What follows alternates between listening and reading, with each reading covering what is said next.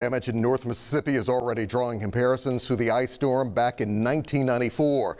And the CEO of Northeast Power in Oxford says the impact from this storm may be actually worse.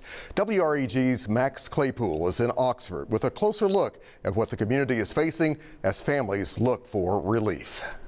Hey guys, I'm in Oxford right now where literally everything is coated in a thick layer of ice, 1 inch, possibly as much as 2 inches.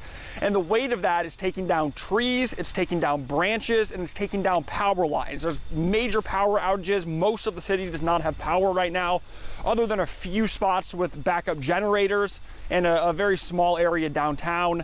And, you know, the thing about freezing rain is it covers every nook and cranny of every branch, every tree, every surface, and so that weight adds up. It's also freezing cold right now. Temperatures are in the teens, wind chills are below zero, dropping down to well below zero tonight. And without electricity, that means you don't have heat.